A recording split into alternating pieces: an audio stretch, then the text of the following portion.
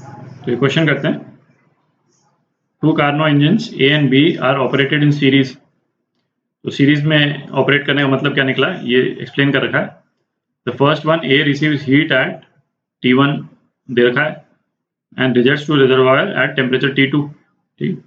और second engine जो है वो जो हीट पहले वाले इंजन ने रिजेक्ट की है ना, second engine B receives heat rejected by the first engine, ठीक, and in turn rejects to a heat reservoir at T3, ठीक। तो टेम्परेचर T2 पूछा है, calculate the temperature T2 if the work output of both the engine are equal. तो एक diagram बना लेते हैं, उससे और क्लियर हो जाएगा। तो ये ब्लू में जो दे रखा है ये पहला इंजन है, ये हीट रिजर्वायर T1 दे रखा है अपने को 600 केल्विन, यहाँ से हीट लेता है, ठीक है, और वर्क करता है W, ठीक है, और यहाँ पे हीट छोड़ देता है, रिजेक्ट कर देता है। तो सपोज यहाँ से Q1 हीट लिया और यहाँ पे Q2 हीट दे दिया, ठीक है।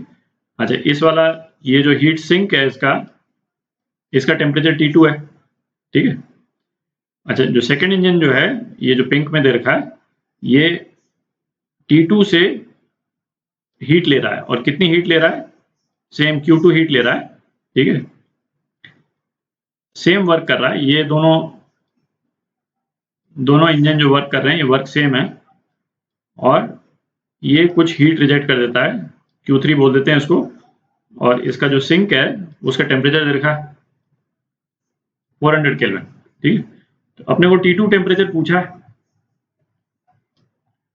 तो जो पहले इंजन की जो एफिशिएंसी है eta1 बोल देते हैं, ये क्या होती थी Q1 minus Q2 upon Q1, और Q1 माइनस Q2 होता था W अपॉन Q1, और इसको अपन टेम्परेचर टर्म्स में क्या लिखते थे, T1 minus T2 upon T1 ये लिखते थे, ठीक है।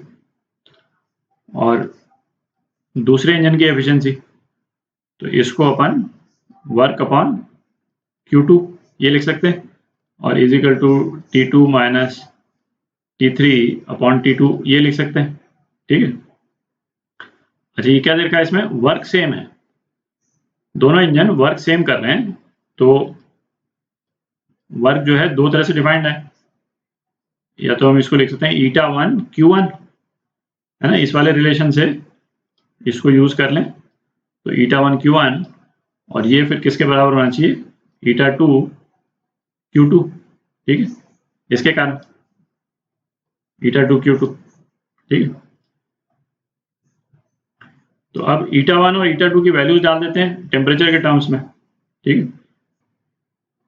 तो इस एक्सप्रेशन को क्या लिख सकते हैं, इसको टेम्परेचर के टर्म्स में लिख देते हैं। eta1 क्या हो गया, T1 minus T2 upon T1, Q1 दूसरी तरफ ले जाते हैं, पहले eta2 लिख देते हैं, T2 minus T3 upon T2 into Q2 upon Q1 लिख देते हैं, ठीक है।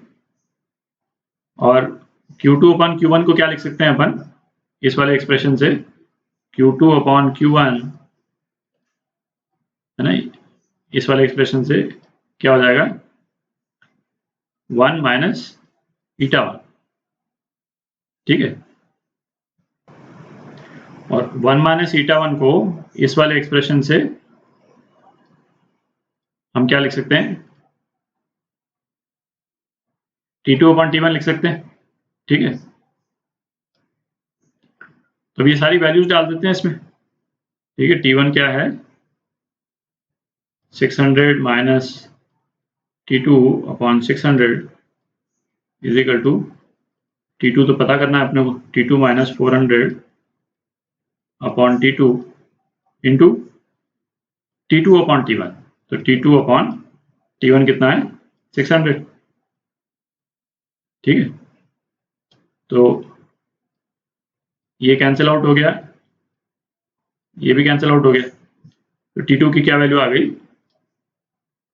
यहाँ लिख देता हूँ, T2 जो है 500 केल्विन आ गया, ठीक, ये आपका आंसर।